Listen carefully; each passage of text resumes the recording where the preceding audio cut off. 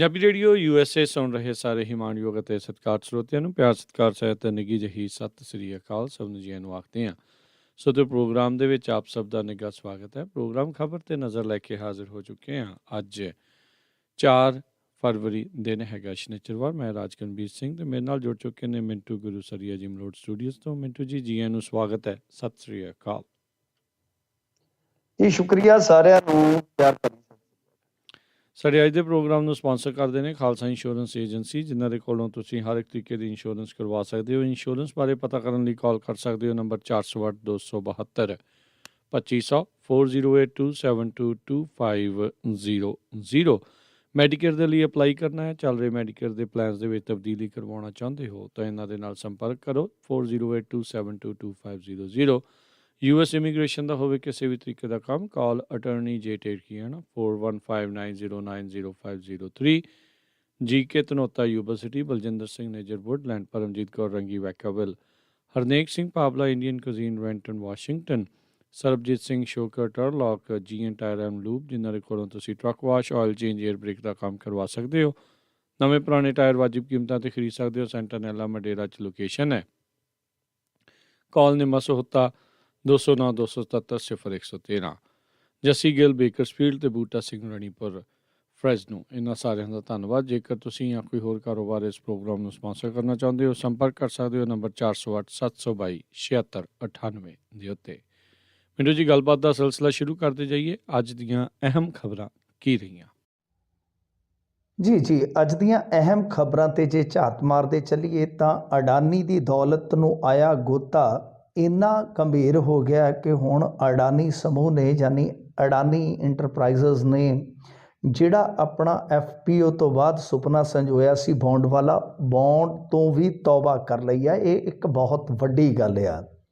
ਹਾਲਾਂਕਿ FPO ਦੀ ਵਾਪਸੀ ਤੇ ਅੱਜ ਤਾਈ ਨਿਰਮਲਾ ਸੀਤਾਰਮਨ ਜਿਹੜੇ ਕਿ ਸਾਡੇ ਵਿੱਤ ਮੰਤਰੀ ਨੇ, ਉਹਨਾਂ ਨੇ ਵੀ ਆਪਣੇ ਵਿਚਾਰ ਪੇਸ਼ ਕੀਤੇ। ਕਹਿੰਦੇ ਕਿ FPO ਜਿਹੜੇ ਆ ਉਹ ਪਹਿਲਾਂ ਵੀ ਕਾਲ ਆਫ ਹੋਏ ਨੇ, ਇਹਦੇ ਵਿੱਚ ਦੇਸ਼ ਦੀ ਛਵੀ ਜਿਹੜੀ ਆ ਉਹ ਨੁਕਸਾਨੀ ਨਹੀਂ ਗਈ, ਉਹ ਬੇਅਸਰ ਰਹੂਗੀ। ਪਰ ਅਸਰ ਅਡਾਨੀ ਤੇ ਰੱਜ ਕੇ ਪਾ ਰਿਹਾ ਹੈ ਹਿੰਡਨਬਰਗ। ਖੈਰ, ਇੱਧਰ ਅਮਰਤਪਾਲ ਸਿੰਘ ਦੇ ਖਿਲਾਫ ਰਾਜਪਾਲ ਨੂੰ ਇੱਕ ਸ਼ਿਕਾਇਤ ਦਿੱਤੀ ਗਈ ਹੈ। ਸ਼ਿਕਾਇਤ ਦੇਣ ਵਾਲਾ ਹੈ AITI ਮੁਖੀ ਵੀਰੇਸ਼ ਸੰਡਲੀਆ। ਉਸਨੇ ਜਿਹੜੀ ਸ਼ਿਕਾਇਤ ਦਿੱਤੀ ਹੈ ਤਾਂ ਉਹਦੇ ਵਿੱਚ ਕਾਰਵਾਈ ਦੀ ਮੰਗ ਕੀਤੀ ਗਈ ਹੈ ਤੇ ਨਾਲ ਬੰਦੀ ਸਿੰਘਾਂ ਦੀ ਰਿਹਾਈ ਦੀ ਵੀ ਮੁਖਾਲਫਤ ਕੀਤੀ ਗਈ ਹੈ। ਇਹ ਜਿਹੜੀ ਸ਼ਿਕਾਇਤ ਆ ਉਸ ਵੇਲੇ ਗਈ ਹੈ। ਕਾਬਲੇ ਗੌਰ ਹੋਵੇ ਕਿ ਜਦੋਂ ਰਾਜਪਾਲ ਇਸ ਮੁੱਦੇ ਤੇ ਪਹਿਲਾਂ ਬੋਲ ਚੁੱਕੇ ਨੇ। ਰਾਜਪਾਲ ਨਾ ਸਿਰਫ ਤੁਹਾਨੂੰ ਪਤਾ ਅੱਜ ਕੱਲ੍ਹ ਥੋੜ੍ਹੇ ਸਰਗਰਮ ਨੇ, ਬਲਕਿ ਕਾਰਵਾਈਆਂ ਵੀ ਕਰ ਰਹੇ ਨੇ। ਇਹ ਨਹੀਂ ਭੁੱਲਣਾ ਚਾਹੀਦਾ ਕਿ UT 'ਚੋਂ ਰਿਲੀਵ ਕੀਤੇ SSP ਕੁਲਦੀਪ ਚਾਹਲ, ਜਿਸ ਨੂੰ ਪੰਜਾਬ ਸਰਕਾਰ ਨੇ ਕੋਈ ਜਾਂਚ ਪੜਤਾਲ ਬਿਠਾ ਕੇ ਛਾਨਣ ਦਾ ਯਤਨ ਕਰਨ ਦੀ ਥਾਂ ਤੇ ਉਹਨੂੰ ਪ੍ਰਮੋਟ ਕਰਕੇ DIG ਬਣਾ ਦਿੱਤਾ ਸੀਗਾ, ਉਸ ਦੇ ਖਿਲਾਫ CBI ਦੀ ਇਨਕੁਆਇਰੀ ਵੀ ਖੁਲਵਾ ਦਿੱਤੀ ਆ। ਤਾਂ ਕੀ ਗਵਰਨਰ ਇਸ ਸ਼ਿਕਾਇਤ 'ਤੇ ਕੋਈ ਕਾਰਵਾਈ ਕਰ ਸਕਦੇ? ਇੱਕ ਵੱਡਾ ਸਵਾਲ ਰਹੇਗਾ ਔਰ ਨਿਗਾਹ ਰਹੇਗੀ ਕਿ ਗਵਰਨਰ ਜਿਸ ਤਰ੍ਹਾਂ ਚੱਲਦੇ ਪਏ ਨੇ, ਜਿਸ ਤਰ੍ਹਾਂ ਇਹ ਸ਼ਿਕਾਇਤ ਹੋਈ ਹੈ, ਕਿ ਇਹ ਸਾਰਾ ਕੁਝ ਗਿਣਮਿਤ ਕੇ ਤੇ ਨਹੀਂ ਕੀਤਾ ਗਿਆ ਤੇ ਉਹਦੇ ਵਿੱਚ ਅੱਗੇ ਕੀ ਕਾਰਵਾਈ ਹੁੰਦੀ ਆ, ਦੇਖਣੀ ਉਹ ਗੱਲ ਰਹੇਗੀ। ਇੱਧਰ ਮਾਨ ਸਰਕਾਰ ਦਾ ਪੰਜਾਬੀ ਪ੍ਰੇਮ ਅੱਜ ਕੱਲ੍ਹ ਤੁਹਾਨੂੰ ਪਤਾ ਹੀ ਹੈ ਬਹੁਤ ਜ਼ਿਆਦਾ ਡੁੱਲ ਪੈ ਰਿਹਾ ਵਾ। 21 ਫਰਵਰੀ ਡੈਡਲਾਈਨ ਮਿਥੀ ਗਈ ਹੈ ਕਿ ਭਾਈ ਸਾਰਿਆਂ ਨੂੰ ਪੰਜਾਬ ਦੇ ਵਿੱਚ ਪੰਜਾਬੀ ਦੇ ਮਾਮਲੇ 'ਚ ਤਰਜੀਹ ਦੇਣੀ ਪਏਗੀ। ਇਹ ਸਾਰਿਆਂ ਨੂੰ ਕਿਹਾ ਗਿਆ ਕਿ ਪੰਜਾਬ ਨੂੰ ਬਈ ਹੁਣ ਪੰਜਾਬੀ ਵਿੱਚ ਇੱਥੇ ਪੰਜਾਬ ਅੰਦਰ ਤਰਜੀਹ ਦੇਣੀ ਪਵੇਗੀ, ਨਹੀਂ ਤਾਂ ਕਾਰਵਾਈ ਵਾਸਤੇ ਤਿਆਰ ਰਹੋ। ਪਰ ਕਮਾਲ ਦੀ ਗੱਲ ਆ ਕਿ ਜੋ ਸਰਕਾਰੀ ਪ੍ਰਾਈਵੇਟ ਇਮਾਰਤਾਂ ਉੱਪਰ ਬੋਰਡ ਪੰਜਾਬੀ ਵਿੱਚ ਲਿਖਣ ਲਈ ਵਿਸ਼ੇਸ਼ ਮੁਹਿੰਮ ਚਲਾਉਣ ਵਾਸਤੇ ਜਿਹੜਾ ਇੱਕ ਇਹਨਾਂ ਨੇ ਪੱਤਰ ਜਾਰੀ ਕੀਤਾ ਹੈ CMO ਵੱਲੋਂ, ਯਾਨੀ ਚੀਫ ਮਿਨਿਸਟਰ ਦੇ ਦਫ਼ਤਰ ਵੱਲੋਂ, ਤਾਂ ਉਹ ਪੱਤਰ ਅੰਗਰੇਜ਼ੀ ਦੇ ਵਿੱਚ ਜਾਰੀ ਕਰ ਦਿੱਤਾ ਗਿਆ ਹੈ, ਜਿਹਦੇ ਕਰਕੇ ਬਹੁਤ ਫਜ਼ੀਅਤ ਹੋ ਰਹੀ ਹੈ ਸਰਕਾਰ ਦੀ ਫਜ਼ੀਅਤ ਇਸ ਗੱਲੋਂ ਹੋ ਰਹੀ ਹੈ ਕਿ ਭਾਈ ਤੁਸੀਂ ਕਰ ਕੀ ਰਹੇ ਹੋ, ਕਿ ਤੁਹਾਨੂੰ ਆਪਣੇ ਪੱਧਰ 'ਤੇ ਇਹ ਪਹਿਲਾਂ ਪਿਰਤਾਂ ਜਿਹੜੀਆਂ ਤੋੜਨੀਆਂ ਤੇ ਨਵੀਆਂ ਸਿਰਜਣੀਆਂ ਚਾਹੀਦੀਆਂ, ਤੁਸੀਂ ਚੱਲ ਹੀ ਗਲਤ ਦਿਸ਼ਾ ਵੱਲ ਰਹੇ ਹੋ। ਖੈਰ, ਦੇਖਦੇ ਹਾਂ ਕਿ ਕਿੰਨਾ ਕੁ ਅਸਰ ਹੋਏਗਾ ਇਸ ਮੁਹਿੰਮ ਦਾ। ਇੱਧਰ ਇੱਕ ਹੋਰ ਮੁਹਿੰਮ ਚੱਲੀ ਹੋਈ ਆ ਪਾਵਰਕੌਮ ਦੀ, ਇੱਕ ਜਿਹੜੀ ਇੰਜੀਨੀਅਰਾਂ ਦੀ ਐਸੋਸੀਏਸ਼ਨ ਹੈ ਉਸ ਵੱਲੋਂ ਕਿ ਪੰਜਾਬੀਆਂ ਨੂੰ ਚਿਤਾਇਆ ਜਾਵੇ, ਪੰਜਾਬੀਆਂ ਨੂੰ ਵਿਖਾਇਆ ਜਾਵੇ, ਚੀਫ ਮਿਨਿਸਟਰ ਨੂੰ ਦੱਸਿਆ ਜਾਵੇ, ਕੋਈ ਓਹਲਾ ਨਾ ਰੱਖਿਆ ਜਾਵੇ ਕਿ ਪਾਵਰਕੌਮ ਬਹੁਤ ਬੁਰੀ ਆਰਥਿਕ ਸਥਿਤੀ ਦੇ ਵਿੱਚ ਫਸ ਚੁੱਕਾ ਹੈ। ਇਹਨਾਂ ਨੇ ਬੀਤੇ ਦਿਨੀ ਇੱਕ ਲੈਟਰ ਲਿਖਿਆ ਸੀਗਾ, ਇਸ ਲੈਟਰ ਦੀ ਖੂਬ ਚਰਚਾ ਹੋਈ ਸੀ, ਉਸ ਤੋਂ ਬਾਅਦ ਇੱਕ ਪੀਸੀ ਵੀ ਕੀਤੀ ਗਈ ਸੀਗੀ। ਇਸ ਲੈਟਰ ਦੇ ਵਿੱਚ ਜਿਹੜੀਆਂ 2-3 ਗੱਲਾਂ ਉਭਾਰ ਕੇ ਇਸ ਜਥੇਬੰਦੀ ਨੇ ਲਿਖੀਆਂ ਸਨ, ਉਹਦੇ ਵਿੱਚ ਸਭ ਤੋਂ ਵੱਡੀ ਗੱਲ ਤੇ ਇਹ ਕਹੀ ਗਈ ਸੀ ਕਿ 19,000 ਕਰੋੜ ਰੁਪਏ ਦੀ ਸਬਸਿਡੀ ਜਿਹੜੀ ਆ ਉਹ ਇਸ ਸਾਲ ਹੋ ਜਾਏਗੀ, ਯਾਨੀ ਚਾਲੂ ਵਿੱਤੀ ਵਰ੍ਹੇ ਦੇ ਵਿੱਚ ਇਹ ਸਬਸਿਡੀ ਜਿਹੜੀ ਹੈ ਉਹ 19,000 ਕਰੋੜ ਤੱਕ ਪਹੁੰਚ ਜਾਏਗੀ। ਤਾਂ ਇਹਦੇ ਵਿੱਚ ਕੀ ਹੈ ਕਿ ਬਜਟ 'ਚ ਜਿਹੜੀ ਇਹਨਾਂ ਨੇ ਪ੍ਰੋਵੀਜ਼ਨ ਰੱਖੀ ਹੋਈ ਹੈ ਉਹ ਸਿਰਫ ਤੇ ਸਿਰਫ 15,000 ਕਰੋੜ ਦੀ ਹੈ, ਮਤਲਬ ਕਿ ਇਹਨਾਂ ਨੇ ਕਿਹਾ ਕਿ ਰਿਵਾਈਜ਼ ਕਰਨ ਦੀ ਜ਼ਰੂਰਤ ਹੈ। ਖੈਰ, ਨਾਲ ਇਹਨਾਂ ਨੇ ਕੁਝ ਦੱਸਿਆ ਸੀਗਾ ਕਿ ਸਾਡਾ 9,000 ਕਰੋੜ ਪਿਛਲੀ ਸਬਸਿਡੀ ਦਾ ਬਕਾਇਆ ਵਾ, ਇਸ ਤੋਂ ਇਲਾਵਾ 1,500 ਕਰੋੜ ਰੁਪਈਆ ਜਿਹੜਾ ਹੈ ਉਹ ਜੋ ਇਹਨਾਂ ਨੇ ਬਿੱਲ ਮਾਫ ਕਰਵਾਏ ਸਨ ਉਹਦਾ ਬਕਾਇਆ ਹੈ, ਤੇ ਇਸ ਤੋਂ ਇਲਾਵਾ ਕੁਝ ਸਬਸਿਡੀ ਜਿਹੜੀ ਆ ਹੋਰ ਬਕਾਇਆ ਪਈ ਹੈ, ਜਿਵੇਂ ਮਤਲਬ ਕਿ ਮਹਿਕਮਿਆਂ ਨੇ ਬਿੱਲ ਵਗੈਰਾ ਦੇਣੇ ਆ ਤਾਂ ਉਹ ਪਾ ਕੇ ਟੋਟਲ 13,000 ਕਰੋੜ ਰੁਪਈਆ ਉਹ ਹੈ, ਯਾਨੀ ਇਸ ਵਰੇ ਦਾ 19,000 ਕਰੋੜ ਰੁਪਈਆ ਤਕਰੀਬਨ ਤੇ 13,000 ਕਰੋੜ ਬਕਾਇਆ। ਇਸ ਮਾਮਲੇ ਦੇ ਵਿੱਚ ਇੱਕ ਅਹਿਮ ਗੱਲ ਹੋਰ ਐਸੋਸੀਏਸ਼ਨ ਵੱਲੋਂ ਚੰਗੀ ਟਿਕਾ ਕੇ ਲਿਖੀ ਗਈ ਸੀ ਕਿ ਕੋਈ ਬੰਗਲੌਰ ਤੋਂ ਸੱਜਣ ਆਏ ਹੋਏ ਨੇ ਅੱਜ ਕੱਲ੍ਹ, ਮਤਲਬ ਕਿ ਭੇਜੇ ਗਏ ਨੇ, ਆਏ ਤੇ ਕੀ ਨੇ, ਬਿਨਾਂ ਬੁਲਾਏ ਮਹਿਮਾਨ ਨਹੀਂ, ਇਹ ਕਹਿ ਸਕਦੇ ਆ ਕਿ ਭਿਜਵਾਏ ਹੋਏ ਮਹਿਮਾਨ ਨੇ। ਤਾਂ ਉਹ ਕਹਿੰਦੇ ਆ ਕਿ ਸਾਡੇ ਕੰਮਾਂ ਦੇ ਵਿੱਚ ਬਿਨਾਂ ਗੱਲ ਤੋਂ ਦਖਲ ਦੇ ਰਹੇ ਆ, ਜਿਨ੍ਹਾਂ ਨੂੰ ਪਾਵਰਕੌਮ ਬਾਰੇ ਕੱਖ ਵੀ ਪਤਾ ਨਹੀਂ ਹੈ। ਮਤਲਬ ਕਿ ਸਿੱਧੇ ਤੌਰ ਤੇ ਇੰਜੀਨੀਅਰ ਐਸੋਸੀਏਸ਼ਨ ਇਹ ਦੋਸ਼ ਲਾ ਰਹੀ ਹੈ ਕਿ ਕਥਿਤ ਤੌਰ ਤੇ ਬੰਗਲੌਰ ਤੋਂ ਆਇਆ ਕਿਸੇ ਕੰਪਨੀ ਦਾ ਸਲਾਹਕਾਰ ਬਿਨਾਂ ਵਜ੍ਹਾ ਇੱਥੇ ਸਾਡੇ ਕੰਮਾਂ ਦੇ ਵਿੱਚ ਬਹੁਤ ਜ਼ਿਆਦਾ ਦਖਲ ਅੰਦਾਜ਼ੀ ਕਰ ਰਿਹਾ ਹੈ। ਖੈਰ, ਇਸ ਮਾਮਲੇ ਤੇ ਜਦੋਂ ਸਰਕਾਰ ਘਿਰ ਗਈ ਤਾਂ ਫਿਰ ਇਹਨਾਂ ਨੇ ਜਵਾਬ ਦਿੱਤਾ ਹੈ ਕਿ ਭਾਈ ਅਸੀਂ ਕੋਈ ਵੀ ਪੈਸਾ ਬਕਾਇਆ ਨਹੀਂ ਦੇਣਾ। ਇਹ ਦਿਲਚਸਪ ਗੱਲ ਹੈ ਕਿ ਐਸੋਸੀਏਸ਼ਨ ਨੇ ਪੀਸੀ ਕੀਤੀ, ਬਕਾਇਦਾ ਪੱਤਰ ਲਿਖਿਆ ਜੋ ਰਿਕਾਰਡ ਤੇ ਆ ਗਿਆ, ਇਹ ਕਹਿ ਰਿਹਾ ਕਿ ਅਸੀਂ ਇੱਕ ਵੀ ਪੈਸਾ ਨਹੀਂ ਦੇਣਾ। ਜਦੋਂ ਫਿਰ ਪੱਤਰਕਾਰਾਂ ਨੇ ਐਸੋਸੀਏਸ਼ਨ ਵਾਲਿਆਂ ਨੂੰ ਫੋਨ ਲਾਇਆ ਕਿ ਹਾਂ ਭਾਈ ਤੁਸੀਂ ਤੇ ਸਾਰੇ ਪੰਜਾਬ 'ਚ ਤਰਥੱਲੀ ਮਚਾ ਰੱਖੀ ਹੈ, ਉਹ ਫਿਰ ਕਹਿੰਦੇ ਕਿ ਨਹੀਂ ਜੀ ਅਸੀਂ ਰਿਵਾਈਜ਼ ਬਾਰੇ ਹੀ ਕਿਹਾ ਸੀਗਾ। ਹਾਲਾਂਕਿ ਜੋ ਮਹਿਕਮਿਆਂ ਦਾ ਬਕਾਇਆ ਹੈ, ਜੋ 1,500 ਕਰੋੜ ਰੁਪਈਆ ਬਿੱਲਾਂ ਦਾ ਬਕਾਇਆ ਹੈ, ਅਤੇ ਬੈਕਲੌਗ ਜੋ ਆਪਾਂ ਸਬਸਿਡੀ 9,000 ਕਰੋੜ ਦੀ ਦੇਖੀ ਹੈ, ਉਹਦੇ ਬਾਰੇ ਕੋਈ ਵੀ ਸਪਸ਼ਟੀਕਰਨ ਨਹੀਂ ਹੈ, ਨਾ ਉਧਰੋਂ ਤੇ ਨਾ ਉਧਰੋਂ।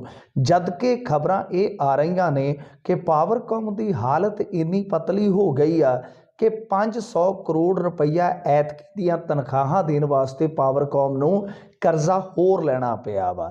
ਇੱਥੋਂ ਤੱਕ ਕਿ ਇੱਕ ਕਰਮਜੀਤ ਸਿੰਘ ਨਾਮ ਦੇ ਇੰਜੀਨੀਅਰ ਨੇ ਤੇ ਲਿਖ ਕੇ ਭੇਜਿਆ ਵਾ ਕਿ ਪਾਵਰਕੌਮ ਜਿਸ ਹਾਲਤ ਦੇ ਵਿੱਚ ਪਹੁੰਚ ਗਈ ਹੈ, ਕਿਰਪਾ ਕਰਕੇ ਮੇਰੀ ਤਨਖਾਹ 'ਚੋਂ ਹਰੇਕ ਮਹੀਨੇ 5,000 ਰੁਪਈਆ ਕੱਟ ਕੇ ਪਾਵਰਕੌਮ ਦੇ ਖਜ਼ਾਨੇ 'ਚ ਜਮ੍ਹਾਂ ਕਰਾਇਆ ਜਾਵੇ ਤਾਂ ਕਿ ਪਾਵਰਕੌਮ ਦੇ ਵਿੱਚ ਥੋੜ੍ਹੀ ਬਹੁਤੀ ਪਾਵਰ ਜਿਹੜੀ ਹੈ ਉਹ ਬਚੀ ਰਵੇ। ਤਾਂ ਖੈਰ, ਹੁਣ ਪਤਾ ਨਹੀਂ ਇਹ ਮਾਮਲਾ ਕਿੱਥੇ ਖਲੋਤਾ ਹੈ, ਪਰ ਜੇਕਰ ਇਹ ਹਾਲਾਤ ਅੱਗੇ ਜਾ ਕੇ ਵਿਗੜਦੇ ਆ ਤਾਂ ਸਾਨੂੰ ਗਰਮੀ ਦੇ ਵਿੱਚ ਨਾ ਸਿਰਫ ਘਰੇਲੂ ਖਪਤਕਾਰਾਂ ਨੂੰ ਸਮੱਸਿਆ ਸਾਹਮਣਾ ਉਹਦਾ ਕਰਨਾ ਪਵੇਗਾ, ਬਲਕਿ ਖੇਤੀ ਸਾਡੀ ਬਹੁਤ ਜ਼ਿਆਦਾ ਪ੍ਰਭਾਵਿਤ ਹੋਏਗੀ, ਕਿਉਂਕਿ ਪੰਜਾਬ ਦੀ ਖੇਤੀ ਤੁਹਾਨੂੰ ਪਤਾ ਹੀ ਹੈ ਪਾਵਰ 'ਤੇ ਨਿਰਭਰ ਕਰਦੀ ਹੈ। ਇਸ ਤੋਂ ਇਲਾਵਾ ਇੱਕ ਹੋਰ ਵੱਡੀ ਖਬਰ, ਵੱਡੀ ਅਪਡੇਟ ਅੱਜ ਦੀ ਉਹ ਇਹ ਸੀਗੀ ਕਿ ਜੋ ਹਰਿਆਣਾ ਕਮੇਟੀ ਦੇ ਵਿਰੁੱਧ ਐਸਜੀਪੀਸੀ ਨੇ ਪਟੀਸ਼ਨ ਪਾਈ ਸੀ ਸੁਪਰੀਮ ਕੋਰਟ ਦੇ ਵਿੱਚ ਰਿਵਿਊ ਵਾਸਤੇ, ਨਜ਼ਰਸਾਨੀ ਵਾਸਤੇ, ਉਹ ਸੁਪਰੀਮ ਕੋਰਟ ਨੇ ਰੱਦ ਕਰ ਦਿੱਤੀ ਹੈ। ਇਸ ਤੇ ਟਿੱਪਣੀ ਦਿੰਦਿਆਂ ਸਕੱਤਰ ਗੁਰਚਰਨ ਸਿੰਘ ਜੀ ਗਰੇਵਾਲ ਨੇ ਕਿਹਾ ਕਿ ਇਹ ਬਿਲਕੁਲ ਫੈਸਲਾ ਦਿਖਾਉਂਦਾ ਹੈ, ਇਸ ਤਰ੍ਹਾਂ ਦੀਆਂ ਅੱਗੇ ਵੀ ਅਸੀਂ ਵੇਖੀਆਂ ਨੇ ਕਾਰਵਾਈਆਂ ਕਿ ਸਿੱਖਾਂ ਨੂੰ ਨਿਆਂ ਨਹੀਂ ਮਿਲਦਾ। ਹਾਲਾਂਕਿ ਇਹ ਗੱਲ ਬੜੀ ਇੱਕ ਤਰ੍ਹਾਂ ਨਾਲ ਕਹਿ ਲਓ ਕਿ ਅਜੀਬੋ ਗਰੀਬ ਹੈ ਕਿ ਉੱਥੇ ਵੀ ਹਰਿਆਣੇ ਵਿੱਚ ਵੀ ਸਿੱਖ ਨੇ ਤੇ ਉਹਨਾਂ ਦੀ ਵੀ ਮੰਗ ਸੀ, ਪਰ ਇਹ ਕਹਿੰਦੇ ਕਿ ਐਸਜੀਪੀਸੀ ਨੂੰ ਤੋੜ ਕੇ ਕਮੇਟੀ ਬਣਾਉਣਾ ਬਹੁਤ ਗਲਤ ਹੈ ਤੇ ਸਿੱਖਾਂ ਦੇ ਨਾਲ ਇਸ ਦੇਸ਼ ਦੇ ਵਿੱਚ ਇੱਕ ਤਰ੍ਹਾਂ ਨਾਲ ਕਹਿ ਲਓ ਕਿ ਧੱਕੇਸ਼ਾਹੀ ਵਾਲਾ ਕੰਮ ਹੈ ਜੀ। ਮਿੰਟੂ ਜੀ, ਅਗਲੀ ਖਬਰ ਤੇ ਨਜ਼ਰ ਮਾਰਦੇ ਜਾਈਏ। ਅਫਸਰਸ਼ਾਹੀ ਵੀ ਕਹਿੰਦੇ ਦਿੱਲੀ ਵੱਲ ਨੂੰ ਤੁਰਨ ਦੀ ਕਾਹਲੀ ਆ। ਹਾਂ, ਬਿਲਕੁਲ। ਵੈਸੇ ਤਾਂ ਇਹਨਾਂ ਨੂੰ ਫਿਰ ਕਹਿਣਾ ਚਾਹੀਦਾ ਕਿ ਮਾਰ ਲਿਆ ਸਾਨੂੰ ਤੇਰੀਆਂ ਕਾਹਲੀਆਂ ਨੇ ਕਾਹਲਿਆ। ਹੂੰ, ਸੋ ਗੱਲ ਇਹ ਆ ਕਿ ਦੇਖੋ ਅਫ਼ਸਰਸ਼ਾਹੀ ਦੇ ਵਿੱਚ ਕੁਛ ਨਾ ਕੁਛ ਹੈ।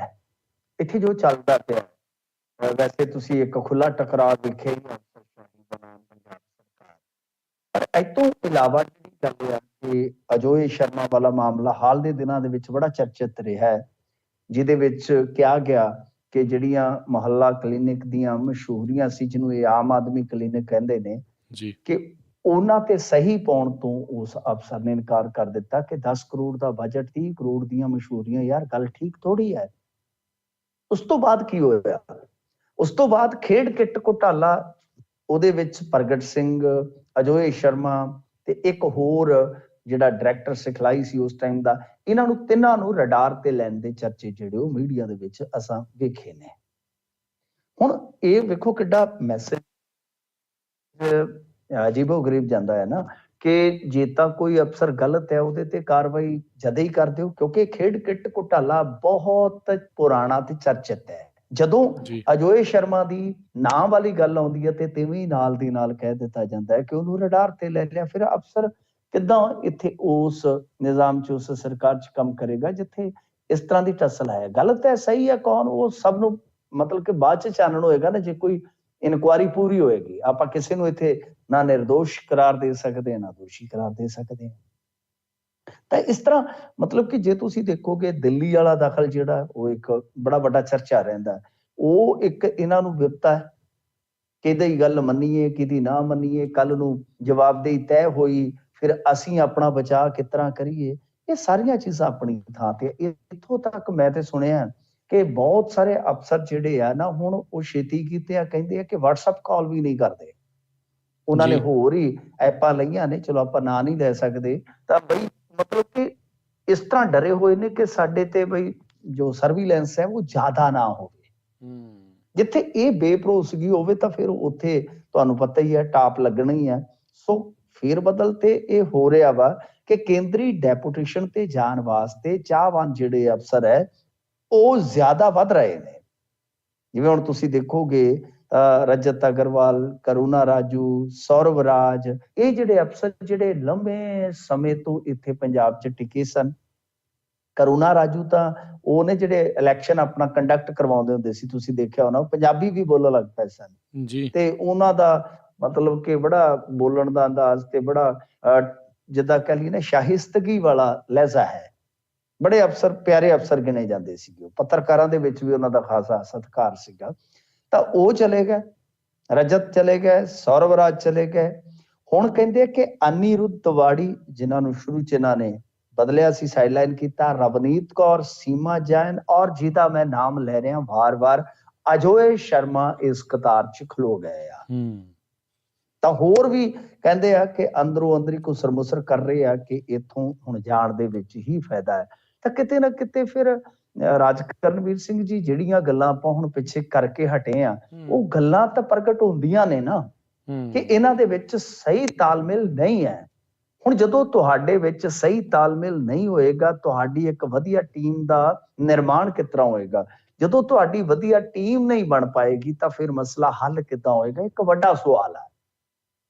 ਕਿਉਂਕਿ ਦੇਖੋ, ਮੈਂ ਕਹਿੰਦਾ ਹੁੰਦਾ ਕਿ ਪੰਜਾਬ ਇੱਕ ਐਸਾ ਮਰੀਜ਼ ਬਣਾ ਦਿੱਤਾ ਗਿਆ, ਗਲਤ ਦਵਾਈਆਂ ਦੇ ਦੇ ਕੇ ਐਸਾ ਰਿਐਕਸ਼ਨ ਹੋਇਆ ਕਿ ਹੁਣ ਉਹਦਾ ਇਲਾਜ ਕੋਈ ਇੱਕ ਡਾਕਟਰ ਨਹੀਂ ਕਰ ਸਕਦਾ। ਕਈ ਵਾਰ ਆਪਾਂ ਦੇਖਦੇ ਆ ਨਾ ਕਿ ਵਿਗੜੇ ਮਰੀਜ਼ ਵਾਸਤੇ ਜਾਂ ਕਹਿ ਲਓ ਕਿ ਵੱਡੇ ਆਪਰੇਸ਼ਨ ਵਾਸਤੇ ਡਾਕਟਰਾਂ ਦਾ ਪੈਨਲ ਜਾਂ ਡਾਕਟਰਾਂ ਦੀ ਟੀਮ ਹੁੰਦੀ ਹੈ।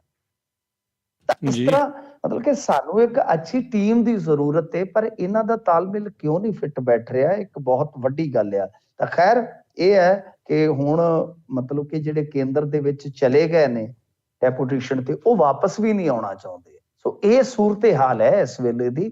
ਖੈਰ ਦੇਖਦੇ ਹਾਂ ਜੀ ਕਿ ਜਿਹੜਾ ਇਹ IAS ਅਫਸਰਾਂ ਦਾ ਕੇਂਦਰ ਪ੍ਰਤੀ ਮੋਹ ਵੱਧ ਰਿਹਾ ਹੈ, ਇਹ ਆਉਣ ਵਾਲੇ ਸਮੇਂ ਦੇ ਵਿੱਚ ਘਟੇਗਾ ਜਾਂ ਇਹ ਮੁਹੱਬਤ ਜਿਹੜੀ ਹੈ ਉਹ ਦਿਨ ਬ ਦਿਨ ਵੱਧਦੀ ਤੁਰੀ ਜਾਏਗੀ, ਵੱਧਦੀ ਤੁਰੀ ਜਾਏਗੀ।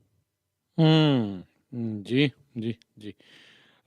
ਅਗਲੀ ਮਿੰਟੂ ਜੀ ਗੱਲ ਕਰਦੇ ਜਾਈਏ, ਕਹਿੰਦੇ ਪਰਨੀਤ ਕੌਰ ਵੀ ਜਾਵੇਗੀ ਭਾਜਪਾ 'ਚ। ਮੈਨੂੰ ਲੱਗਦਾ ਪਤਾ ਤਾਂ ਸੀਗਾ ਹੀ, ਅਕਸਰ ਖੁਲਾਸਾ ਹੋ ਗਿਆ ਹੁਣ। ਹਾਂ, ਤੇ ਉਹ ਇੱਕ ਨਾ ਫਿਲਮ ਸੀ, ਉਹਦੇ ਚ ਗਾਣਾ ਸੀ ਨਾ, ਸਾਤ ਸਮੰਦਰ ਪਾਰ ਮੈਂ ਤੇਰੇ ਪਿੱਛੇ ਪਿੱਛੇ ਆ ਗਈ। ਤਾਂ ਹੂੰ। ਗੱਲ ਇਹ ਆ ਕਿ ਬਈ ਹੁਣ ਜਦੋਂ ਅਮਰਿੰਦਰ ਸਿੰਘ ਚਲੇ ਗਏ, ਜਦੋਂ ਉਹਨਾਂ ਦੀ ਧੀ ਰਾਣੀ ਜੈ ਇੰਦਰ ਕੌਰ ਜੀ ਚਲੇ ਗਏ, ਤਾਂ ਫਿਰ ਪ੍ਰਨੀਤ ਕੌਰ ਜੀ ਕਰਨਗੇ ਵੀ ਕੀ ਹੂੰ। ਕਾਂਗਰਸ ਚ ਰਹਿ ਕੇ? ਵੈਸੇ ਇਹ ਗੱਲ ਇਹ ਆ ਕਿ ਜਿਵੇਂ ਆਪਾਂ ਕਹਿ ਲਈਏ ਨਾ ਕਿ ਇੱਕ ਧੱਕੇ ਦਾ ਰਿਸ਼ਤਾ ਸੀਗਾ। ਕਾਂਗਰਸ ਇਹ ਮਤਲਬ ਕਿ ਕੁਝ ਬਹੁਤਾ ਕਰ ਨਹੀਂ ਸੀ ਸਕਦੀ, ਇਹਨਾਂ ਦੇ ਕੋਲ ਮੈਂਬਰ ਪਾਰਲੀਮੈਂਟ ਜਾਂ ਵੈਸੇ ਵੀ ਤੁਹਾਨੂੰ ਪਤਾ ਹੀ ਹੈ ਕਿ ਟੱਸਲ ਵਾਲਾ ਮਸਲਾ ਇਹਨਾਂ ਦਾ, ਤਾਂ ਉਹ ਸਾਰੀਆਂ ਚੀਜ਼ਾਂ ਦੇ ਮੱਦੇਨਜ਼ਰ ਇਹ ਕੋਈ ਕਦਮ ਚੁੱਕ ਨਹੀਂ ਸਕੇ, ਸਗੋਂ ਫਜ਼ੀਅਤ ਹੀ ਕਰਵਾਈ, ਕਾਰਵਾਈ ਕਰਨੀ ਸੀ ਪਹਿਲਾਂ ਹੀ ਕਰ ਦਿੰਦੇ। ਹਾਂ ਚਲੋ, ਇਹ ਹੁੰਦਾ ਕਿ ਟਾਈਮ ਲੰਘ ਜਾਂਦਾ ਹੁੰਦਾ ਹੈ, ਜਿੱਦਾਂ ਹੁਣ ਇਹਨਾਂ ਨੂੰ ਨੋਟਿਸ ਘੱਲਿਆ, ਨੋਟਿਸ ਦਾ ਜਵਾਬ ਦੇਊਗੇ ਕਿ ਨਹੀਂ ਦੇਊਗੇ ਪ੍ਰਨੀਤ ਕੌਰ ਜੀ ਤੇ ਨਿਰਭਰ ਕਰਦਾ। ਉਸ ਤੋਂ ਬਾਅਦ ਫਿਰ ਹੋਣਾ ਕੀ ਹੈ ਕਿ ਇਹ ਪਾਰਟੀ ਜੁਆਇਨ ਕਰ ਲੈਣਗੇ। ਜੋ ਚਰਚੇ ਨੇ ਵੈਸੇ ਤੇ ਕਹਿੰਦੇ ਆ ਕਿ 29 ਜਨਵਰੀ ਵਾਲੀ ਜਿਹੜੀ ਪਟਿਆਲਾ ਰੈਲੀ ਰੱਖੀ ਗਈ ਸੀਗੀ, ਇਹਨਾਂ ਨੇ ਉਹਦੇ ਚ ਹੀ ਉਹ ਜਿਹੜਾ ਹੁੰਦਾ ਨਾ ਉਹਨਾਂ ਦਾ ਭਗਵਾਂ ਸਾਫਾ ਪਾ ਲੈਣਾ ਸੀਗਾ ਗੱਲ ਚ। ਪਰ ਉਹ 29 ਜਨਵਰੀ ਵਾਲੀ ਜਿਹੜੀ ਰੈਲੀ ਸੀਗੀ ਉਹ ਰੱਦ ਹੋ ਗਈ, ਜਿਹਦੇ ਕਰਕੇ ਇਹ ਮਾਮਲਾ ਜਿਹੜਾ ਪੋਸਟਪੋਨ ਹੋ ਗਿਆ। ਹੁਣ ਇਹ ਚਰਚੇ ਨੇ ਕਿ ਇਹ ਜਿਹੜਾ ਨੋਟਿਸ ਘਲਾ ਦਿੱਤਾ ਗਿਆ ਕੱਲ ਖੜਗੇ ਸਾਹਿਬ ਵੱਲੋਂ, ਖੜਗੇ ਸਾਹਿਬ ਨੇ ਜਿਹੜਾ ਨੋਟਿਸ ਘੱਲਿਆ ਕਿ 3 ਦਿਨ ਦੇ ਅੰਦਰ ਅੰਦਰ ਜਵਾਬ ਦਿਓ ਕਿ ਕਿਉਂ ਨਾ ਤੁਹਾਨੂੰ ਪਾਰਟੀ ਵਿੱਚੋਂ ਕੱਢਿਆ ਜਾਵੇ। ਤਾਂ ਇਸ ਨੋਟਿਸ ਤੋਂ ਬਾਅਦ ਹੁਣ ਚਰਚੇ ਬਹੁਤ ਜ਼ਿਆਦਾ ਨੇ ਪਟਿਆਲੇ ਦੀਆਂ ਸਫਾਂ ਦੇ ਵਿੱਚ ਕਿ ਪ੍ਰਨੀਤ ਕੌਰ ਵੀ ਭਾਜਪਾ ਜੁਆਇਨ ਕਰਨਗੇ। ਕਿਉਂ? ਉਹਦਾ ਇੱਕ ਵੱਡਾ ਕਾਰਨ ਹੈ, ਹਾਲਾਂਕਿ ਪ੍ਰਨੀਤ ਕੌਰ ਜੀ ਸਾਹਮਣੇ ਨਹੀਂ ਆਏ, ਪਰ ਉਹਨਾਂ ਦੀ ਜੋ ਧੀ ਹੈ ਜਿਹੜੀ ਇਸ ਵੇਲੇ ਇਹਨਾਂ ਦੀ ਸਿਆਸੀ ਵਿਰਾਸਤ ਨੂੰ ਅੱਗੇ ਤੋਰ ਰਹੀ ਹੈ, ਉਹਦਾ ਸਪਸ਼ਟ ਕਹਿਣਾ ਹੈ ਕਿ ਮੇਰੇ ਮਾਤਾ ਜੀ ਰਾਜਨੀਤੀ 'ਚ ਸਰਗਰਮ ਰਹਿਣਗੇ। ਹੁਣ ਜਦੋਂ ਕਾਂਗਰਸ ਦੇ ਵਿੱਚ ਤੁਹਾਡਾ ਕੋਈ ਸਪੇਸ ਨਹੀਂ ਹੋਏਗਾ, ਕਾਂਗਰਸ ਦੇ ਵਿੱਚ ਤੁਹਾਡੀ ਕੋਈ ਬਹੁਤੀ ਇੱਜ਼ਤ ਨਹੀਂ ਹੋਏਗੀ, ਤਾਂ ਜਾਓਗੇ ਕਿੱਥੇ? ਹੁਣ ਇਹ ਤੇ ਹੈ ਨਹੀਂਗਾ ਕਿ ਅੱਗੇ ਕੈਪਟਨ ਨੇ ਖਿੱਦੋ ਖੁੰਡੀ ਜੀ ਵਾਲੀ ਬਣਾਈ ਸੀ ਪਾਰਟੀ, ਐਵੇਂ ਮੜਾ ਜਿਹਾ ਤੁਹਾਨੂੰ ਪਤਾ ਹੀ ਛਲਾਵਾ ਜਿਹਾ ਕੀਤਾ ਕਿ ਕੀ ਹੁਣ ਵੀ ਪ੍ਰਨੀਤ ਕੌਰ ਆਪਣੀ ਅੱਡ ਪਾਰਟੀ ਬਣਾ ਲੇਗੀ? नहीं, ऐसा तो संभव नहीं है। तो फिर जाना किथे आ? अब यहाँ से कहाँ जाए हम? तो भाई हुण ऐदों गां किथे जाना? तो फिर वो पिछे पिछे जाणगे अमरिंदर सिंह दे। मतलब ये हुआ कि जो सियासत च सरगर्म रहिंदे ने, जिवें उन्हां दी धी कह रहे ने, तो फिर वो उत्थे ही जाणगे, भाजपा च ही जाणगे, अज चले जाण, भलक चले जाण। पर गल ये है कि हुण उन्हां ने अपना जिहड़ा कार्यकाल है बतौर MP वो तकरीबन ला लो कि 4 साल दा पूरा कर लिया है, ਤੇ 6 ਮਹੀਨੇ ਹੋਰ ਪੈ ਗਏ, ਇਲੈਕਸ਼ਨ ਹੋਣਾ ਨਹੀਂ। ਤਾਂ ਇਸ ਤਰ੍ਹਾਂ ਉਹ ਕਰਦੇ ਕਰਦੇ ਮਤਲਬ ਕਿ ਆਪਣੀ ਜਿਹੜੀ ਟੈਨਿਓਰ ਸੀਗੀ ਉਹਨਾਂ ਦੀ ਬਤੌਰ ਮੈਂਬਰ ਪਾਰਲੀਮੈਂਟ, ਉਹ ਉਹਨਾਂ ਨੇ ਪੂਰੀ ਕਰ ਲਈ ਆ। ਕਾਂਗਰਸ ਦੀ ਇਹ ਫੇਲੀਅਰ ਰਹੀ ਹੈ ਕਿ ਜਿਸ ਨੇਤਾ ਨੇ ਜੀ, ਜਿਸ ਲੀਡਰ ਨੇ ਆਪਣੇ ਪਤੀ ਦੇ ਹੱਕ ਦੇ ਵਿੱਚ ਰਾਜਨਾਥ ਸਿੰਘ ਨਾਲ ਰੋਡ ਸ਼ੋਅ ਕਰ ਦਿੱਤਾ, ਜਿਸ ਪ੍ਰਨੀਤ ਕੌਰ ਨੇ ਆਪਣੇ ਉਮੀਦਵਾਰ ਦਾ कह लो कि समर्थन करन दी थां ते जाके संजीव बिट्टू दा सपोर्ट किया खुले रूप दे विच, किसी भी कांग्रेस के प्रोग्राम नू कॉल नू उन्हां ने कदे सीरियसली लिया ही नहीं।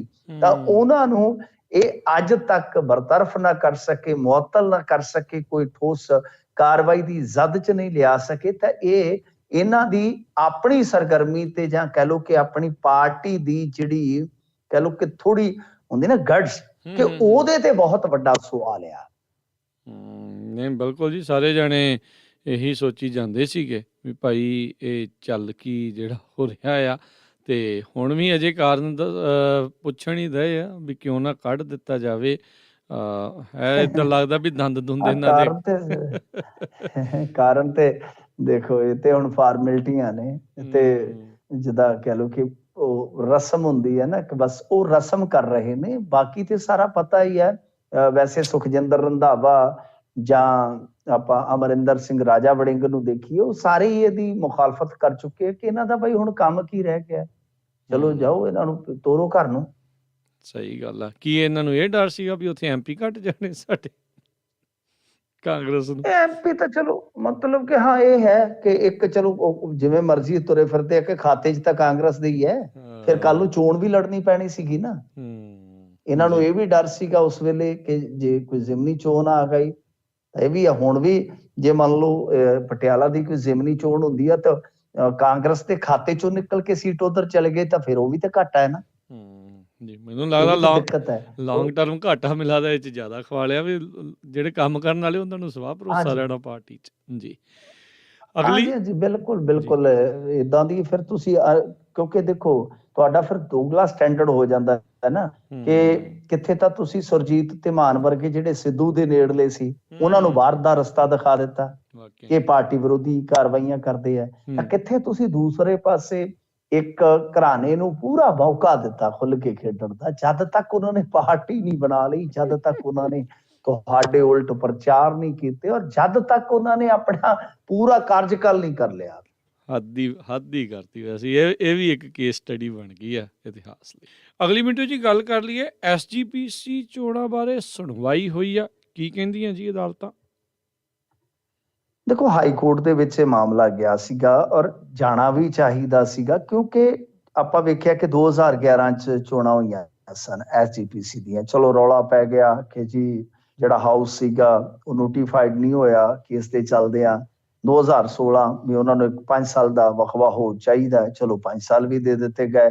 ਫਿਰ 16 ਤੋਂ 5 ਜੋੜ ਲਓ 21 ਤੋਂ ਬਾਅਦ ਹੁਣ ਫਿਰ 2 ਸਾਲ ਲੰਘਣ ਵਾਲੇ ਹੋ ਗਏ ਨੇ, ਮਤਲਬ ਕਿ 23 ਚ ਆ ਗਏ ਆਪਾਂ, ਤੇ 2 ਸਾਲ 1.5 ਸਾਲ ਦਾ ਇਹ ਸਮਾਂ ਲਾ ਲਓ ਵੀ ਕੋਈ ਵੀ ਗੱਲ ਤਣਪਤਨ ਨਹੀਂ ਲੱਗਦੀ। ਤਾਂ ਬਹਰਹਾਲ ਮਾਮਲਾ ਫਿਰ SGPC ਦੀਆਂ ਚੋਣਾਂ ਦਾ ਗਿਆ ਚਲਾ ਹਾਈ ਕੋਰਟ ਦੇ ਵਿੱਚ। ਹਾਈ ਕੋਰਟ ਨੇ ਸੁਣਿਆ ਵਾ। ਤਾਂ ਕਮਾਲ ਦੀ ਗੱਲ ਇਹ ਆ ਕਿ ਜਿਹੜਾ ਗੁਰਦੁਆਰਾ ਚੋਣ ਕਮਿਸ਼ਨ ਆ ਉਹ ਇਸ ਮਾਮਲੇ 'ਚ ਜਿਹੜੀ ਇਹ ਸੁਣਵਾਈ ਹੋ ਰਹੀ ਸੀਗੀ, ਜਿਹਨੇ ਜਾ ਕੇ ਉੱਥੇ ਆਪਣਾ ਪੱਖ ਰੱਖਣਾ ਸੀ, ਸਾਰੀ ਗੱਲ ਕਲੀਅਰ ਕਰਨੀ ਸੀ, ਉਹ ਉੱਥੇ ਪਹੁੰਚਿਆ ਹੀ ਨਹੀਂ। ਮਤਲਬ ਕਿ ਉਹਨਾਂ ਦਾ ਵਕੀਲ, ਉਹਨਾਂ ਦਾ ਨੁਮਾਇੰਦਾ ਹਾਜ਼ਰ ਹੀ ਨਹੀਂ ਹੋਇਆ, ਜਦ ਕਿ ਕੇਂਦਰ ਸਰਕਾਰ ਦੇ ਜਿਹੜੇ ਸੋਲਿਸਿਟਰ ਜਨਰਲ ਸਤਿਆਪਾਲ ਜੈਨ ਜੀ ਨੇ, ਉਹਨਾਂ ਨੇ ਆਪਣਾ ਪੱਖ ਰੱਖਦਿਆਂ ਕਿਹਾ ਕਿ ਸਾਡਾ ਰੋਲ ਜਿਹੜਾ ਹੈ ਉਹ ਸਿਰਫ ਇਹ ਹੁੰਦਾ ਕਿ ਅਸੀਂ ਗੁਰਦੁਆਰਾ ਚੋਣ ਕਮਿਸ਼ਨ ਦਾ ਕਮਿਸ਼ਨਰ ਲਾਉਣਾ ਹੁੰਦਾ, ਉਹ ਲਾ ਦਿੱਤਾ। ਬਾਕੀ ਰੂਪ ਰੇਖਾ ਉਸ ਤੋਂ ਬਾਅਦ ਜੋ ਵੀ ਪ੍ਰਬੰਧ ਨੇ ਉਹ ਸਾਰੇ ਕਰਨੇ ਹੁੰਦੇ ਆ ਸਰਕਾਰਾਂ ਨੇ, ਉਹ ਕੋਈ ਚੱਕਰ ਨਹੀਂ ਹੈਗਾ। ਪਰ ਹੁਣ ਵਰਬਲੀ ਕਹਿ ਦਿੱਤਾ ਜੱਜ ਸਾਹਿਬ ਨੇ, ਹਾਈ ਕੋਰਟ ਦੇ ਜਿਹੜੇ ਜਸਟਿਸ ਨੇ, ਉਹਨਾਂ ਨੇ ਕਿਹਾ ਕਿ ਦੇਖੋ ਗੱਲ ਇਹ ਆ ਕਿ ਜੇ ਹੁਣ ਅਗਲੀ ਵਾਰ ਵੀ ਆ ਕੇ ਇਹਨਾਂ ਨੇ ਕੋਈ ਆਪਣਾ ਪੱਖ ਨਾ ਰੱਖਿਆ ਚੋਣ ਕਮਿਸ਼ਨ ਵਾਲਿਆਂ ਨੇ, ਤਾਂ ਫਿਰ ਅਸੀਂ ਆਪਣਾ ਫੈਸਲਾ ਲੈਣ ਲਈ ਮਜਬੂਰ ਹੋਵਾਂਗੇ। ਤਾਂ ਇਹਦਾ ਮਤਲਬ ਇਹ ਆ ਕਿ 1-2 ਸੁਣਵਾਈਆਂ ਤੋਂ ਬਾਅਦ ਸ਼ਾਇਦ ਹਾਈ ਕੋਰਟ ਕੋਈ ਆਰਡਰ ਪਾਸ ਕਰ ਸਕਦਾ SGPC ਚੋਣਾਂ ਦਾ। ਆਪਾਂ ਨੂੰ ਆਉਣ ਵਾਲੇ ਸਮੇਂ ਦੇ ਵਿੱਚ ਇੱਕ ਬਹੁਤ ਵੱਡਾ ਗਹਿ-ਗੱਚ ਮੁਕਾਬਲਾ ਦੇਖਣ ਨੂੰ ਮਿਲ ਸਕਦਾ। ਹਾਲਾਂਕਿ ਕੁਝ ਮਹੀਨੇ ਲੱਗਣਗੇ, ਪਰ ਜੇ ਆਰਡਰ ਪਾਸ ਹੋ ਜਾਂਦਾ ਤਾਂ ਫਿਰ ਤੈਅ ਸਮੇਂ ਦੇ ਵਿੱਚ ਚੋਣਾਂ ਜਿਹੜੀਆਂ ਉਹ ਤੈਅ ਹੀ ਮੰਨ ਕੇ ਚਲੋ। ਜੀ ਜੀ ਜੀ ਅਗਲੀ ਗੱਲ ਕਰੀਏ, US ਵਿੱਚ ਠੱਗੀਆਂ ਮਾਰਨ ਵਾਲਾ ਗਿਰੋਹ ਕਾਬੂ। ਬਹੁਤ ਤੰਗ ਕੀਤਾ ਜੀ ਇਹਨਾਂ ਨੇ। ਹਾਂਜੀ ਬਿਲਕੁਲ ਬਿਲਕੁਲ। ਇਹ ਦੇਖੋ ਇਹਦੇ ਵਿੱਚ ਕੀ ਹੈ ਕਿ ਅਸਲ 'ਚ ਨਾ ਤੁਹਾਡੀਆਂ ਕੁਝ ਕੰਪਨੀਆਂ ਨੇ ਪੈਸੇ ਬਚਾਉਣ ਵਾਸਤੇ ਜਿਹੜਾ ਇੱਧਰ ਸੈਟਅਪ ਕੀਤਾ ਹੁੰਦਾ ਹੈ, ਜਿਵੇਂ ਕਸਟਮਰ ਕੇਅਰ ਵਗੈਰਾ ਵਗੈਰਾ, ਅਸਲ 'ਚ ਤੁਹਾਡਾ ਡਾਟਾ ਉਹਨਾਂ ਦੇ ਥਰੂ ਲੀਕ ਹੁੰਦਾ ਹੈ। ਇਹ ਮੈਂ ਤੁਹਾਨੂੰ ਵਿੱਚ ਦੀ ਗੱਲ ਦੱਸਾਂ, ਕੋਈ ਵੱਡੀ ਵੈਸੇ ਗੱਲ ਵੀ ਨਹੀਂ ਹੈਗੀ। ਕਿ ਜਿਵੇਂ ਹੁਣ ਤੁਸੀਂ ਮੰਨ ਲਓ ਘਰ 'ਚ ਰੈਫਰੀਜਰੇਟਰ ਲੈ ਲਿਆ ਜੀ, ਤਾਂ ਤੁਸੀਂ ਮਤਲਬ ਕਿ ਕੰਪਲੇਂਟ ਕਰਨੀ ਹੈ, ਪਰ ਜਿਹੜੀ ਉਹ ਕੰਪਲੇਂਟ ਵਾਲੀ ਕਾਲ ਹੈ ਉਹ ਜਾਏਗੀ ਇੰਡੀਆ 'ਚ, ਕਿਉਂਕਿ ਇੱਥੇ ਸਸਤੀਆਂ ਦਰਾਂ ਤੇ ਬੰਦੇ ਮਿਲ ਜਾਂਦੇ ਨੇ ਜਿਨ੍ਹਾਂ ਦੀ ਅੰਗਰੇਜ਼ੀ ਅੱਛੀ ਹੁੰਦੀ ਹੈ। ਤਾਂ ਉਹ ਮਤਲਬ ਕਿ ਸਾਰਾ ਕੁਝ ਦਰਜ ਕਰਕੇ ਫਿਰ ਵਾਪਸ ਭੇਜ ਦਿੰਦੇ ਨੇ ਤੇ ਮੁਰੰਮਤ ਹੋ ਗਈ। ਪ੍ਰੋਸੀਜਰ ਤੇ ਇਹ ਆ ਨਾ ਜੀ। ਅੱਛਾ, ਇਹ ਸਾਡੇ ਇੱਥੇ ਬਹੁਤ ਵੱਡੀ ਇੱਕ ਤਰ੍ਹਾਂ ਨਾਲ ਕਹਿ ਲਓ ਕਿ ਇੰਡਸਟਰੀ ਹੈ, ਕਾਲ ਸੈਂਟਰ ਕਹਿ ਲਓ। ਪਰ ਹੁਣ ਮੈਨੂੰ ਲੱਗਦਾ ਕਿ ਇਹਨਾਂ ਨੇ ਇੱਥੇ ਬੇੜਾ ਕਰਕੇ ਇਹੋ ਜਿਹਾ ਕਰ ਦੇਣਾ ਹੈ ਕਿ ਬਹੁਤ ਸਾਰਾ ਰੁਜ਼ਗਾਰ ਸਾਡਾ ਸ਼ਿਫਟ ਹੋ ਜਾਏਗਾ, ਕਿਉਂਕਿ ਫਿਲੀਪੀਨ ਸਾਨੂੰ ਮੁਕਾਬਲਾ ਦੇ ਰਿਹਾ ਇਸ ਮੁਕਾਬਲੇ 'ਚ ਪੂਰਾ ਸਖਤ। ਤਾਂ ਕੀ ਹੈ ਕਿ ਇਹ ਉੱਥੋਂ ਡਾਟਾ ਲੀਕ ਹੁੰਦਾ ਹੈ। ਉਸ ਤੋਂ ਬਾਅਦ ਜਿਵੇਂ ਤੁਹਾਡੇ ਇੱਥੇ ਸੀਨੀਅਰ ਸਿਟੀਜ਼ਨ ਆ ਜਾਂ ਮਤਲਬ ਕਿ ਹੋਰ ਜਿਹੜੇ ਲੋਕ ਇਸ ਤਰ੍ਹਾਂ ਦੇ ਕਿ ਉਹਨਾਂ ਨੂੰ ਫੋਨ ਕੀਤਾ ਜਾਂਦਾ ਕਿ department of work and pension ਦਾ ਕਰਮਚਾਰੀ ਬੋਲਦਾ ਹੈ ਜੀ, ਉਹ ਮਤਲਬ ਕਿ ਕਈ ਵਾਰ ਝਾਂਸੇ 'ਚ ਆ ਜਾਂਦਾ ਆਪਦਾ ਤੇ ਫਿਰ ਮੋਟੀ ਲੁੱਟ ਕਰਦੇ ਨੇ। ਇਹ ਸਾਰਾ ਡਾਟਾ ਇਸੇ ਤਰ੍ਹਾਂ ਹੀ ਨਿਕਲਦਾ ਹੈ। ਹਾਲਾਂਕਿ ਕੁਝ ਸੌਫਟਵੇਅਰ ਵੀ ਨੇ, ਮੇਰਾ ਇੱਕ ਦੋਸਤ ਦੱਸ ਰਿਹਾ ਸੀ, ਇੱਕ ਸੌਫਟਵੇਅਰ ਦਾ ਵੀ ਜ਼ਿਕਰ ਕਰ ਰਿਹਾ ਸੀ ਕਿ ਇਹ ਜਿਹੜੇ ਸਕੈਮਰ ਆਫ ਇੰਡੀਆ ਵਾਲੇ ਆ ਕਿ ਇਹ ਸੌਫਟਵੇਅਰ ਵੀ ਬਹੁਤ ਜ਼ਿਆਦਾ ਯੂਜ਼ ਕਰਦੇ ਆ। ਤਾਂ ਖੈਰ ਇਹ ਪੰਜਾਬ ਦੇ ਵਿੱਚੋਂ ਦੂਸਰਾ ਗਰੋਹ ਫੜਿਆ ਗਿਆ ਤਕਰੀਬਨ ਮਹੀਨੇ 1.5 ਮਹੀਨੇ ਦੇ ਵਕਫੇ ਦੇ ਅੰਦਰ। ਪਹਿਲਾਂ ਲੁਧਿਆਣੇ 'ਚ ਫੜਿਆ ਗਿਆ ਸੀਗਾ, ਇਸੇ ਤਰ੍ਹਾਂ ਕਿਉਂਕਿ ਲੁਧਿਆਣੇ ਵਾਲਾ ਜਿਹੜਾ ਉਹ ਮੈਂ ਚੰਗੀ ਤਰ੍ਹਾਂ ਉਹਨਾਂ ਦੇ ਕੰਮ ਕਰਨ ਦਾ ਪੈਟਰਨ ਸਮਝਿਆ, ਥੋੜਾ ਕੇਸ ਉਹਨੂੰ ਅਧਿਐਨ ਕਰਕੇ ਸਮਝਿਆ ਕਿ ਕਿੱਦਾਂ ਕਰਦੇ ਆ, ਤਾਂ ਫਿਰ ਮੈਨੂੰ ਪਤਾ ਲੱਗਿਆ ਕਿ ਡਾਟਾ ਕਿੱਦਾਂ ਨਿਕਲਦਾ ਹੈ। ਤਾਂ ਜਿਵੇਂ ਮੈਂ ਤੁਹਾਨੂੰ ਦੱਸਿਆ ਕਿ ਕੁਝ ਡਾਟਾ ਇਸ ਤਰੀਕੇ ਨਾਲ ਵੀ ਨਿਕਲਦਾ, ਕੁਝ ਹੋਰ ਤਰੀਕਿਆਂ ਨਾਲ ਵੀ ਨਿਕਲਦਾ ਹੋਊਗਾ। ਤਾਂ ਇਹ ਆ ਕਿ ਉਸ ਗਰੋਹ ਦੇ ਫੜੇ ਜਾਣ ਤੋਂ ਬਾਅਦ ਹੁਣ ਤਰਨਤਾਰਨ ਦੇ ਇੱਕ ਹੋਟਲ ਦੇ ਵਿੱਚ ਰਾਜ ਕਰਨਵੀਰ ਸਿੰਘ ਜੀ ਉਹਨਾਂ ਨੇ ਸਾਰਾ ਸੈਟਅਪ ਕੀਤਾ ਹੋਇਆ ਸੀ, ਕਈ ਕਮਰੇ ਬੁੱਕ ਕਰਾਏ ਹੋਏ ਸਨ। US UK ਇਹਨਾਂ ਮੁਲਕਾਂ ਨੂੰ ਬਹੁਤ ਜ਼ਿਆਦਾ ਨਿਸ਼ਾਨਾ ਬਣਾ ਰਹੇ ਸੀਗੇ। ਤਾਂ ਹੁਣ ਫੜੇ ਗਏ ਨੇ, ਹਿਸਾਬ ਲਾ ਲਓ ਕਿ 16 ਬੰਦਿਆਂ ਦੇ ਖਿਲਾਫ ਮਾਮਲਾ ਦਰਜ ਹੋਇਆ, 62 ਕੰਪਿਊਟਰ, ਪਤਾ ਨਹੀਂ 51 ਕਿ 52 LED ਸਕਰੀਨਾਂ, ਕਈ ਕੀਬੋਰਡ, ਹੈਡਫੋਨ, ਵਾਈਫਾਈ ਰਾਊਟਰ, ਪਤਾ ਹੀ ਨਹੀਂ ਕਿ ਮਤਲਬ ਕਿ ਜਿੱਦਾਂ ਪੂਰਾ ਕਾਲ ਸੈਂਟਰ ਬਣਿਆ ਹੁੰਦਾ ਹੋਟਲ ਦੇ ਵਿੱਚ। ਔਰ ਕਮਾਲ ਦੀ ਗੱਲ ਇਹ ਆ ਕਿ ਜਿਹੜਾ ਹੋਟਲ ਆ ਉਹ ਵੀ ਇੱਕ ਨੇਤਾ ਦਾ, ਹੋਟਲ ਵੀ ਇੱਕ ਪੋਲੀਟੀਸ਼ੀਅਨ ਦਾ, ਹਿਸਾਬ ਲਾ ਲਓ। ਉਹ ਕਹਿੰਦਾ ਜੀ ਆਪਾਂ ਪੁਲਿਸ ਨੂੰ ਪੂਰਾ ਸਹਿਯੋਗ ਕਰਾਂਗੇ, ਆਪਾਂ ਨੂੰ ਕੀ ਪਤਾ ਕੀ ਹੋ ਰਿਹਾ ਅੰਦਰ, ਬਈ ਤੁਸੀਂ ਭੋਲੇ ਕਬੂਤਰ ਕਿਉਂ ਬਣਦੇ ਹੋ।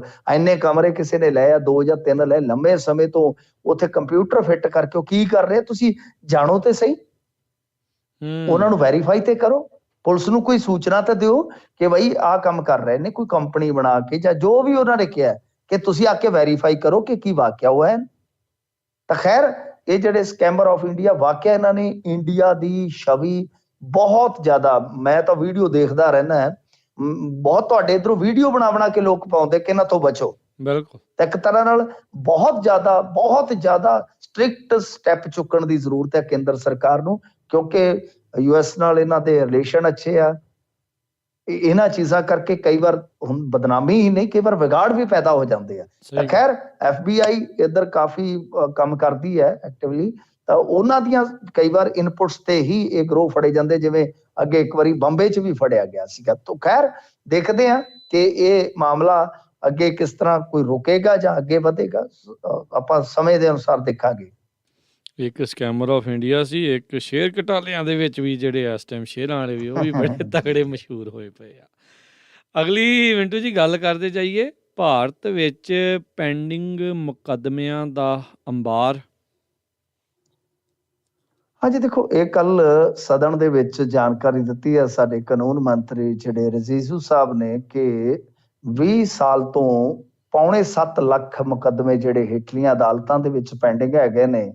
ਤੇ ਇਸ ਤੋਂ ਇਲਾਵਾ ਹਾਈ ਕੋਰਟ ਦੇ ਵਿੱਚ ਜਿਹੜੀ ਮਤਲਬ ਕਿ ਹਾਈ ਕੋਰਟਾਂ ਕਹਿ ਲਈਏ ਆਪਾਂ, ਹਾਈ ਕੋਰਟ ਵੈਸੇ ਹੁੰਦੇ ਆ ਕਿ ਜਿਹੜੇ ਹਾਈ ਕੋਰਟ ਨੇ ਸਾਡੇ, ਉਹਨਾਂ ਦੇ ਵਿੱਚ 2,94,547 ਮੁਕੱਦਮੇ ਜਿਹੜੇ ਆ ਉਹ ਪੈਂਡਿੰਗ ਨੇ, ਮਤਲਬ ਕਿ ਲੱਖਾਂ ਦੀ ਤਾਦਾਦ ਹੈ। ਸੁਪਰੀਮ ਕੋਰਟ ਦੀ ਗਿਣਤੀ ਤਾਂ ਇਹਦੇ ਵਿੱਚ ਮੈਂਸ਼ਨ ਨਹੀਂ ਕੀਤੀ ਗਈ।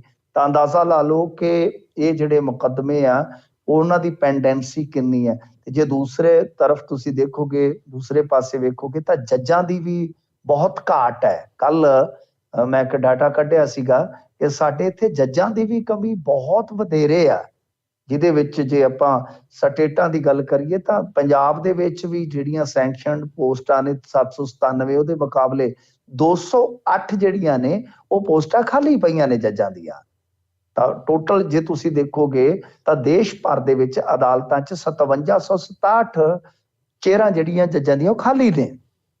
ਇਹ ਇੱਕ ਬਹੁਤ ਵੱਡਾ ਕਾਰਨ ਹੈ। ਸੋ ਪੈਂਡੈਂਸੀ ਦੇ ਮਾਮਲੇ 'ਚ ਇੰਡੀਆ ਜਿਹੜਾ ਬਹੁਤ ਹੀ ਜ਼ਿਆਦਾ ਕਹਿ ਲਓ ਇਸ ਵੇਲੇ ਇੱਕ ਸੰਕਟ ਫੇਸ ਕਰ ਰਿਹਾ। ਇਹਦੇ ਵਾਸਤੇ ਇਹੀ ਹੈ ਕਿ ਜੱਜ ਪੂਰੇ ਕੀਤੇ ਜਾਣ।